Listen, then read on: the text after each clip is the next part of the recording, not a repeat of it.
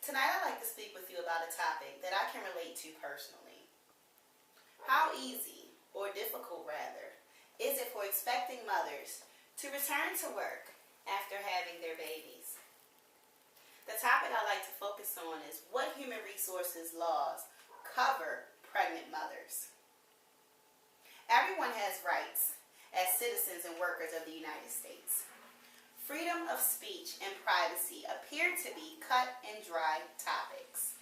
However, the article titled "Filing a Grievance Isn't Protected Speech" states that Pennsylvania State Police communications operator Mary Allen used FMLA leave during her time of pregnancy, and for her diabetic health complications, she expressed in further detail to her job.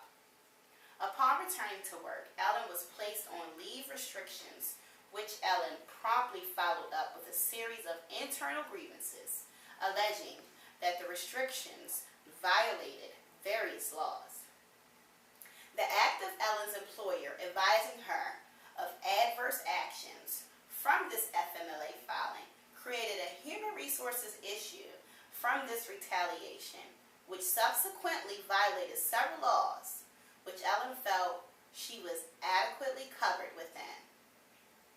Thus, Ellen filed suit that under the First Amendment and FMLA, her grievances were protected speech and that she had been forced to resign from the state police department. This is a clear violation to human resource laws as FMLA stipulates.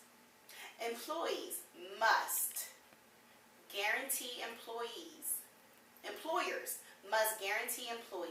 the righs to their previous or equivalent position with no loss of benefits at the end of leave. The case is a great example of why employers are governed under various human resource laws.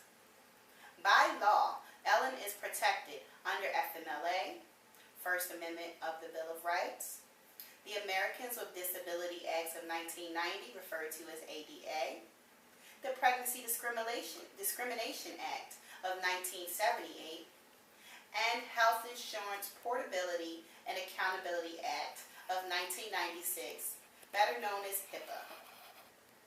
The U.S. Department of Labor defines the Family and Medical Leave Act, FMLA, as an entitlement of up to 12 weeks of job protection, unpaid leave during any 12-month period to eligible covered employees for birth and care of eligible employee's child.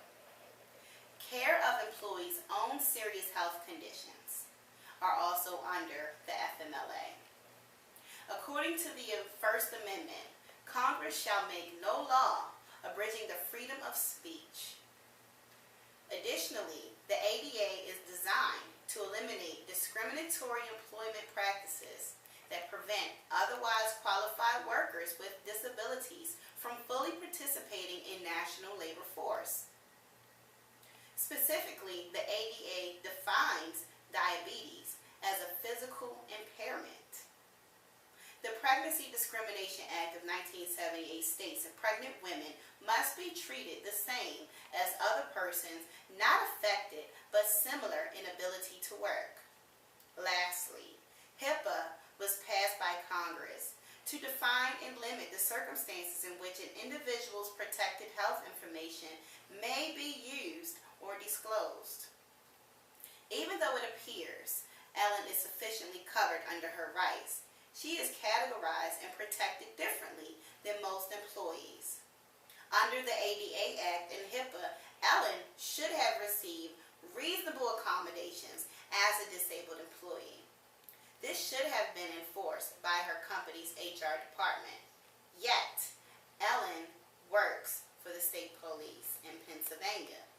She is considered a government employee, which excludes Ellen from certain laws under the Constitution. According to the Encyclopedia Britannica, there are permissible restrictions on expression of speech. These exceptions to the First Amendment state, government may generally restrict the time, place, or manner of speech. Unfortunately, Ellen filed an unsuccessful lawsuit against her job in which a judge ruled the speech was internal. And because the allegations and Mary Ellen's grievances were run-of-the-mill employment disputes, her activities didn't rise to the level of public concern. Ellen quit and sued her job, but the alleged laws violated. However, she lost the case on the basis of her employment. The judge's ruling coincides with a common human resource policy called the Electronic Communications Privacy Act, referred to as ECPA, of 1986, which allows an employer to monitor employees' electronic communications in the ordinary course of business and allows avoided liability if the employees consent to having their electronic communications intercepted by the employer. So all of this summarizes to say, if you're pregnant, you better find another job because your job is not going to protect you like they should. Most cases, human resources laws should protect you to allow you to return back to work. However, in this case, Mary Ellen found it difficult to return back to work. Under certain laws, she was protected, and under other laws, she wasn't covered adequately. This is my report. Kelly Holland, and good evening.